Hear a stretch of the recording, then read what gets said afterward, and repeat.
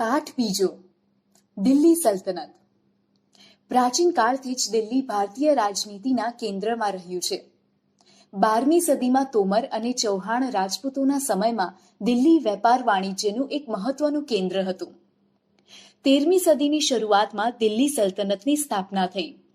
ઈસવીસન 1206 થી ઈસવીસન 1526 દરમિયાન ઉત્તર ભારતના વિશાળ વિસ્તાર ઉપર શાસન કરનાર શાસકોને સુલતાન અને શાસનકાળને દિલ્હી સલ્તનત તરીકે ઓળખવામાં આવે છે. આ શાસકો મૂળભૂત રીતે તુર્ક અને અફઘાન મૂળના હતા. આ સવા 300 વર્ષ દરમિયાન દિલ્હી સલ્તનતમાં કુલ 5 વંશોએ સત્તા ભોગવી, જેમાં ગુલામ વંશ, ખલજી વંશ, તુગલક વંશ, સૈયદ વંશ અને લોદી વંશનો સમાવેશ થાય છે. દિલ્હી સલ્તનતની સાથે આપણે આ પાઠમાં વિજયનગર અને બહમની સામ્રાજ્યનો પણ અભ્યાસ કરીશું. દિલ્હી સલ્તનતના શાસકો. ગુલામ વંશ ઈસવીસન 1206 થી ઈસવીસન 1290.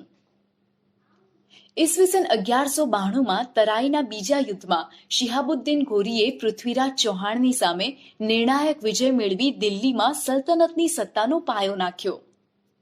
મુહમ્મદ ઘોરીના ગુલામ કુતુબુદ્દીન ઐબક મામલુક વંશનો હતો. માત્ર 5 વર્ષના તેના શાસનકાળમાં તેણે સલ્તનત સત્તાને જાળવી રાખવાનો પ્રયત્ન કર્યો.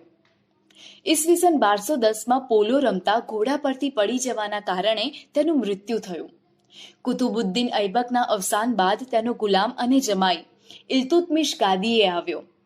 તેણે સલ્તનત સત્તાને સર્વોપરી બનાવવા ચેહલગાનની સ્થાપના કરી, એટલે કે 40 તુર્ક અમીરોના દળની રચના કરી. તેણે રાજધાનીનું સ્થળાંતર લાહોરથી દિલ્હી કર્યું. ઇલ્તુત્મિશને ગુલામ વંશનો સાચો સ્થાપક માનવામાં આવે છે. પોતાના એક પણ પુત્રને સુલતાન બનાવવા યોગ્ય ન સમજતા ઇલ્તુત્મિશે પોતાની કાબેલ પુત્રી રઝિયાને પોતાની ઉત્તરાધિકારી જાહેર કરી. ઇલ્તુત્મિશના અવસાનના થોડા સમય બાદ તેની પુત્રી રઝિયા સુલતાના દિલ્હીની ગાદીએ આવી, જે દિલ્હીની ગાદીએ આવનાર પ્રથમ મહિલા શાસક હતી. એ સમયના ઇતિહાસકાર મિન્હાજ-એ સિરાજ પણ સ્વીકારે છે કે રઝિયા સુલતાના તેના બધા જ ભાઈઓમાં સૌથી વધુ કાબેલ અને સક્ષમ હતી. આમ છતાં એક મહિલા શાસનકર્તા તરીકે માન્યતા મેળવવી મુશ્કેલ હતી. દરબારીઓ પણ તેને સ્વતંત્ર શાસક તરીકે સ્વીકારવા રાજી ન હતા. અમીરોની સત્તા લાલસા અને સતત ચાલતા વિદ્રોહોએ તેના શાસનનો અંત આણ્યો. તેના અવસાન પછી 6 વર્ષ સુધી રાજ્યમાં અંધાધૂંધી ચાલી. અમીરોએ ઇલ્તુત્મિશના પુત્ર નાસિરુદ્દીનને દિલ્હીની ગાદીએ બેસાડ્યો. 21 વર્ષના તેના શાસનકાળ બાદ તેનું અવસાન થતાં ગ્યાસુદ્દીન બલબન ગાદીએ આવ્યો. તેણે ચેહલગાન દળનો નાશ કરી શાસનતંત્ર પરથી અમીરોની પકડને હળવી કરી. તેણે રાજાનું સ્થાન વધુ મજબૂત બનાવ્યું. બલબન સાહિત્ય અને કલાનો પોષક પણ હતો. 22 વર્ષના તેના શાસનના થોડા સમય બાદ દિલ્હી સલ્તનત પર ખલજી વંશની સ્થાપના થઈ. ખલજી વંશ ઈસવીસન 1290 થી ઈસવીસન 1320. જલાલુદ્દીન ખલજીથી ખલજી વંશના શાસનની શરૂઆત થઈ. જલાલુદ્દીનના 6 વર્ષના શાસન બાદ દિલ્હીની ગાદીએ મહત્વાકાંક્ષી સુલતાન અલાઉદ્દીન આવ્યો. તેણે ઉત્તર ભારત, ગુજરાત અને દક્ષિણ ભારત પર વિજય પ્રાપ્ત કરી સામ્રાજ્યનો વિસ્તાર કર્યો. દિલ્હીમાં સ્થાયી સેનાની શરૂઆત કરી. તેણે સૈન્યના ઘોડા અને સૈનિકોની વિશિષ્ટ ઓળખ માટે દાગ અને ચહેરા પદ્ધતિની શરૂઆત કરી. આ ઉપરાંત ભાવ નિયમન, બજાર નિયંત્રણ, સંગ્રહખોરી નિયમન જેવા વહીવટી સુધારા પણ કર્યા. અલાઉદ્દીન ખલજીના અવસાન બાદ રાજ્યમાં અંધાધૂંધીનું વાતાવરણ રહ્યું. ખલજી રાજવંશનો અંત આણી દિલ્હીની ગાદીએથી તુગલક શાસનની શરૂઆત કરનાર ગિયાસુદ્દીન તુગલક હતો. તુગલક વંશ ઈસવીસન 1320 થી ઈસવીસન 1414. તુગલક વંશ દરમિયાન મુહમ્મદ બિન તુગલક એક પ્રતિભાવંત સુલતાન થયો, જેણે તેના સમયમાં કેટલીક યોજના અમલમાં મૂકી, જેમાં દિલ્હીથી દૌલતાબાદ રાજધાનીનું સ્થળાંતર, પ્રતીક મુદ્રા પ્રયોગ વગેરે જેવી યોજનાઓનો સમાવેશ થાય છે. પરંતુ મોટાભાગની યોજનાઓમાં વ્યવહારિકતાનો અભાવ તેમજ તબક્કાવાર અને આયોજનબદ્ધ અમલીકરણના અભાવના કારણે નિષ્ફળ ગઈ. તેથી ઇતિહાસમાં આ યોજનાઓ તરંગી યોજનાઓ તરીકે સ્થાન પામી. મુહમ્મદ તુગલકના સમયમાં આફ્રિકન મુસાફર ઇબ્ન બતુતા ભારતની મુલાકાતે આવેલ મુહમ્મદ તુગલક બાદ તેનો પિતરાઈ ભાઈ ફિરોઝ શાહ તુગલક ગાદીએ આવ્યો. ફિરોઝ શાહ તુગલકના અવસાન બાદ તૈમૂર લંગે દિલ્હી પર આક્રમણ કર્યું, જેથી સત્તાના પાયા હચમચી ગયા અને તુગલક સત્તા મર્યાદિત બની.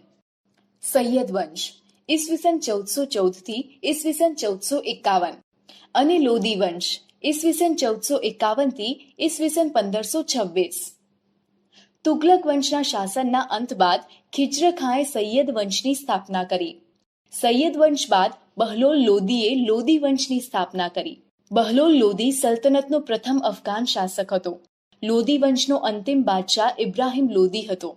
ઈસવીસન 1526માં બાબર સામે પાણીપતના પ્રથમ યુદ્ધમાં તેનો પરાજય થયો અને સલ્તનત યુગનો અંત આવ્યો અને મુઘલ શાસનની શરૂઆત થઈ. રાજ્ય વ્યવસ્થા ઈસવીસન 13મી સદીમાં સ્થાપેલ દિલ્હી સલ્તનત ભારતમાં રાજ્ય શાસન વ્યવસ્થાની દ્રષ્ટિએ વિશિષ્ટ હતું. દિલ્હી સલ્તનત શાસનના કેન્દ્રમાં સુલતાન હતો. સુલતાનની સત્તા સર્વોપરી ગણાતી, જે સર્વોચ્ચ સેનાપતિ, કારોબારીનો સર્વોચ્ચ વડો અને સર્વોપરી ન્યાયાધીશ પણ હતો. સુલતાનને મદદ કરવા એક મંત્રીમંડળ હતું. મંત્રીમંડળના મંત્રીઓ અને અધિકારીઓની નિમણૂક સુલતાન પોતે કરતો. સલ્તનત શાસન વ્યવસ્થા કેન્દ્રીય, પ્રાંતિક અને સ્થાનિક એમ 3 વિભાગોમાં વહેંચાયેલી હતી.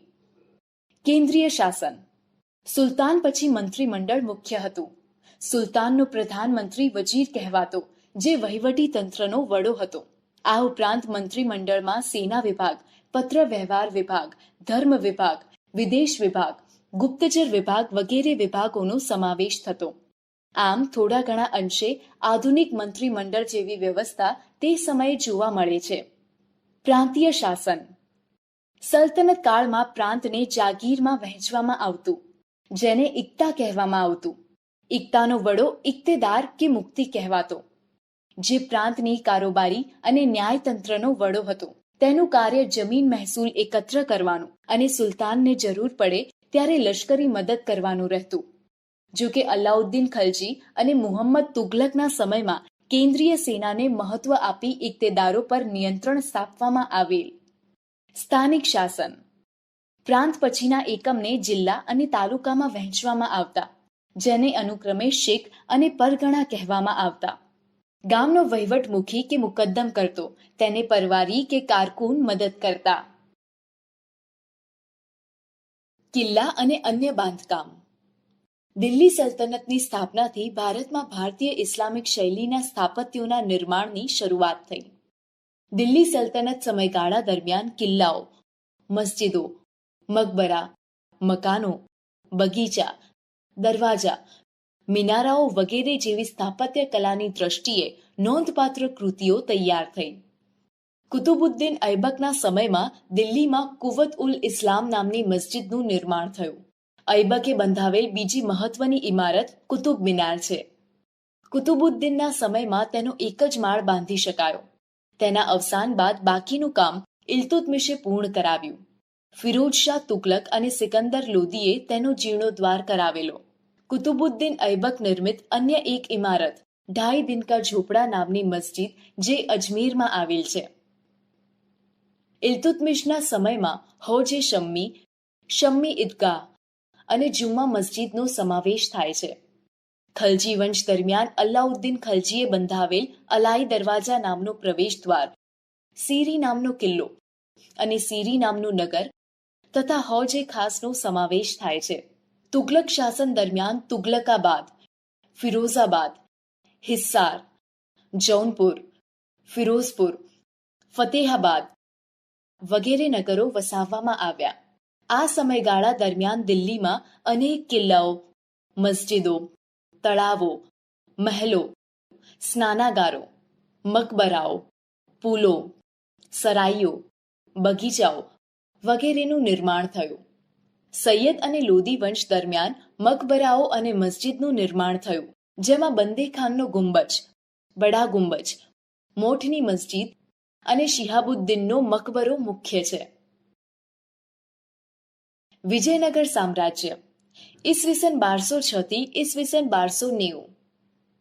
તુગલક વંશના નિર્બળ સુલતાનોના સમય દરમિયાન દિલ્હી સલ્તનતના વિઘટનની પ્રક્રિયાનો પ્રારંભ થયો.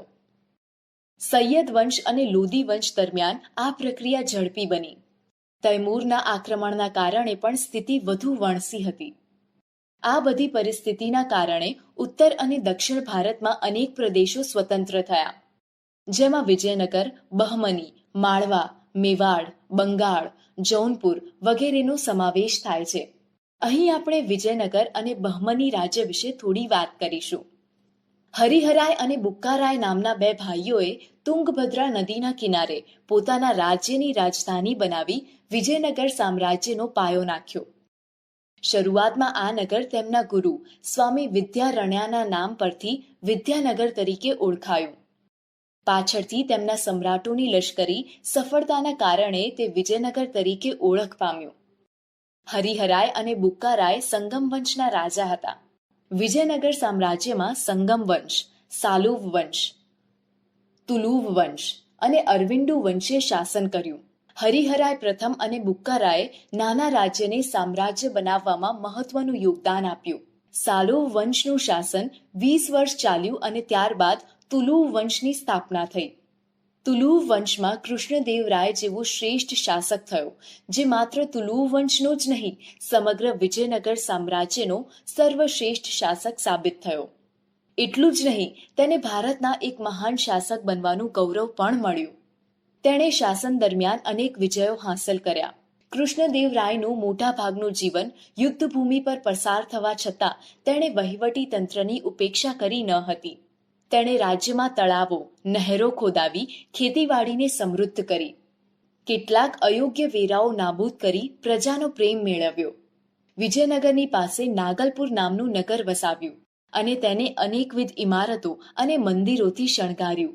કૃષ્ણદેવરાય પોતે વિદ્વાન હતા. તેમણે સંસ્કૃત અને તેલુગુ ભાષામાં કેટલાક ગ્રંથો લખ્યા હતા. તેના સાહિત્ય કલાના ઉત્તેજનાના કારણે તે આંધ્રના ભોજ તરીકે ઓળખ પામ્યા. કૃષ્ણદેવરાયના અવસાન બાદ વિજયનગરમાં આંતરિક સંઘર્ષ અને કાવતરા શરૂ થયા. 23 જાન્યુઆરી 1565ના તાલીકોટાના યુદ્ધમાં મુસ્લિમ રાજ્યોના બનેલા સંઘની સામે વિજયનગરનો પરાજય થયો. યુદ્ધ બાદ પણ વિજયનગર સામ્રાજ્ય એક સદી સુધી ટકી રહ્યું, પણ પહેલા જેટલી ભવ્યતા પ્રાપ્ત કરી શક્યું નહીં. બહમનીનું રાજ્ય ઈસવીસન 1347 થી ઈસવીસન 1518. તુગલક વંશના સમયમાં જ દખ્ખણમાં ઝફરખાને બહમની રાજ્યની સ્થાપના કરી. આ રાજ્યે લગભગ 1.5 સદી સુધી દક્ષિણ ભારતની રાજનીતિ પર પ્રભાવ પાડ્યો. ઝફરખાને અલ્લાઉદ્દીન બહમન શાહ નામ ધારણ કરી સ્વતંત્ર શાસન કર્યું. તેણે નવા સ્વતંત્ર રાજ્યની રાજધાની ગુલમર્ગને બનાવી પોતાના રાજ્યમાં અનેક પ્રદેશો જોડ્યા. બહમની સામ્રાજ્યમાં અહમદ શાહ અને મુહમ્મદ શાહ ત્રીજાનું શાસન નોંધપાત્ર છે. અહમદ શાહે ગુલમર્ગથી રાજધાની બીડર ખસેડી અને બીડરમાં અનેક ઇમારતો બંધાવી. મુહમ્મદ શાહ ત્રીજાનો વજીર મહમૂદ ગવા હતો. તેણે સક્ષમ વહીવટી તંત્રની રચના કરી. મુહમ્મદ શાહ ત્રીજાના સમયમાં બહમની સત્તા મજબૂત બની હતી, પરંતુ ત્યારબાદ મહમૂદ શાહ બહમની બીજાના સમયમાં રાજ્યની તમામ સત્તા તેના વજીર કાસિમ બરીદના હાથમાં આવી અને તેના સમયમાં જ બહમની સામ્રાજ્યનો અંત આવ્યો. સમગ્ર સામ્રાજ્ય બીજાપુર, અહમદનગર, ગોલકોન્ડા, બીડર અને બરાર જેવા 5 સ્વતંત્ર રાજ્યોમાં વિભક્ત થઈ ગયું. દિલ્હી સલ્તનત શાસનનો અંત. દિલ્હી સલ્તનત શાસનની સ્થાપના ઈસવીસન 1206માં કુતુબુદ્દીન ઐબક દ્વારા થઈ અને 320 વર્ષ પછી ઈસવીસન 1526માં ઇબ્રાહિમ લોદીના શાસનના અંત સાથે તેનો અસ્ત થયો. આ લગભગ 350 વર્ષ દરમિયાન યોગ્ય, શક્તિશાળી અને કેટલીકવાર નિર્બળ સુલતાનો પણ ગાદીએ આવ્યા. દિલ્હીના આ મુસ્લિમ મહારાજ્યે અનેક તડકી છાયડી જોઈ અને ઉદય તેનો અસ્ત, એ ન્યાયે તેનું પતન થયું.